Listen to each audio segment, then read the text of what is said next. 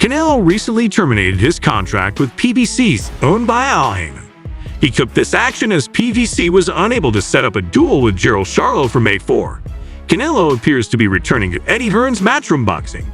In 2024, he intends to compete on DAZN against Edgar and Jaime Mungia.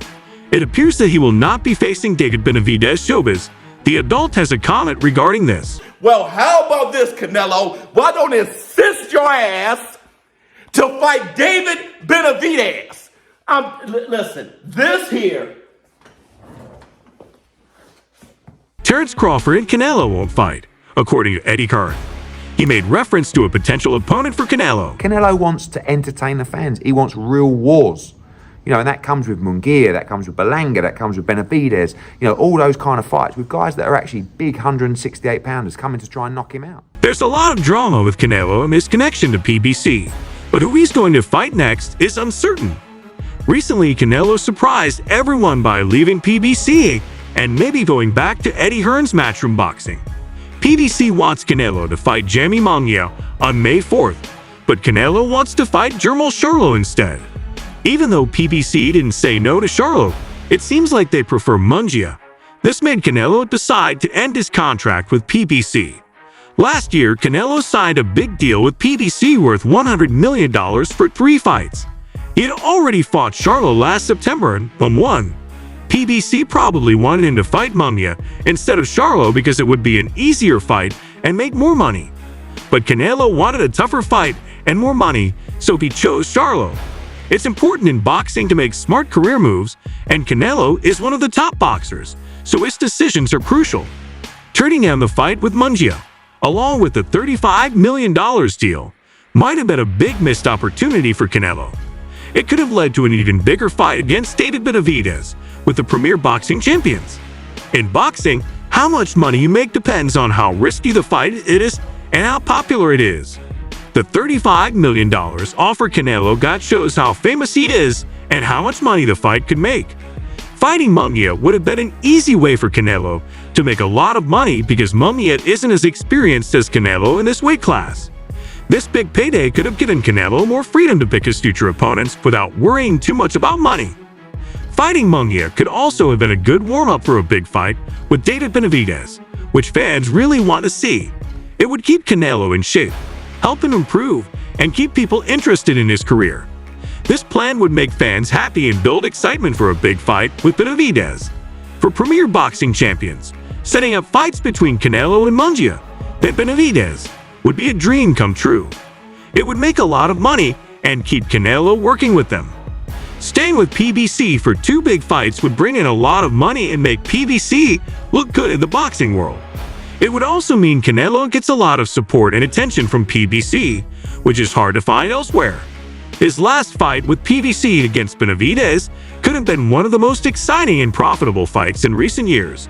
But now, Canelo has left PBC and might go back to Eddie Hearn's Matchroom Boxing.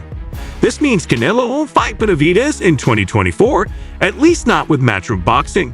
Benavidez is still a mandatory opponent for Canelo, but fighting him seems impossible under Matchroom Boxing. The 2 potential opponents for Canelo are Jaime Mungia and Edgar Berlanga. Just to give you an idea, when Canelo was with Hearn, he fought guys like John Ryder, Billy Joe Saunders, and Yerim, and had a tough fight with Dimitri Bivol. Canelo had a tough fight with Dimitri Bivol before.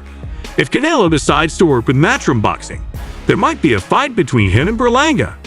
But who? Well, how about this, Canelo? Why don't you assist your ass to fight David Benavidez? Listen, this here. Both Berlanga and Jaime Mungia are strong opponents with their own strengths and fans. But many people are disappointed because these matchups avoid a highly anticipated fight with David Benavidez.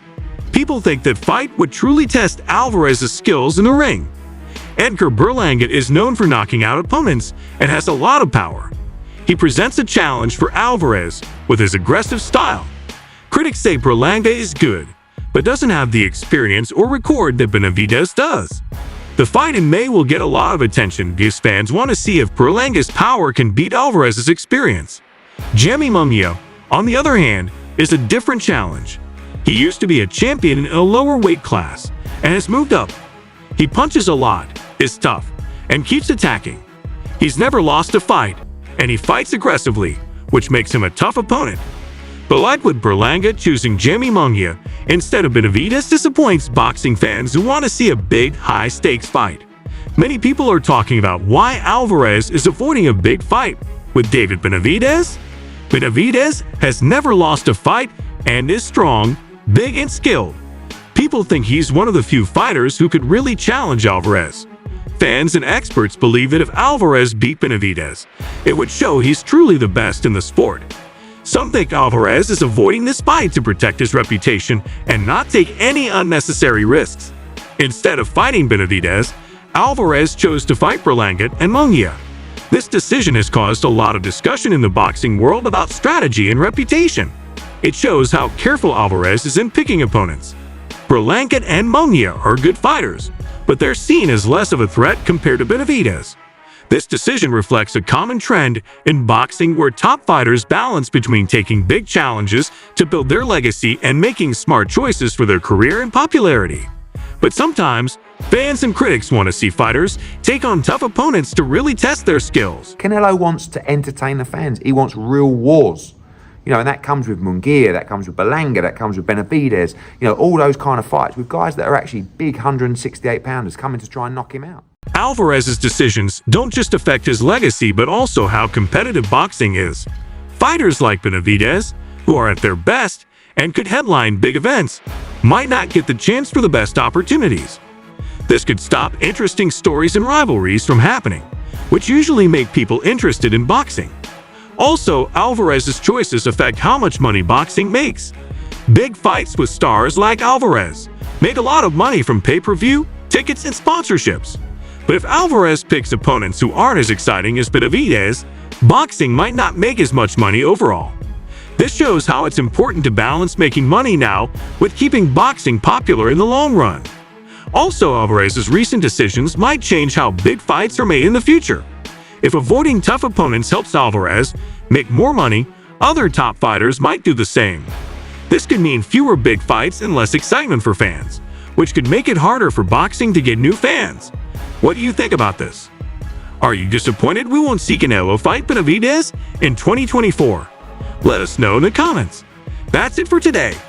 Don't forget to like and subscribe to the channel and turn on notifications so you don't miss our videos. Thanks for watching, and we'll see you next time.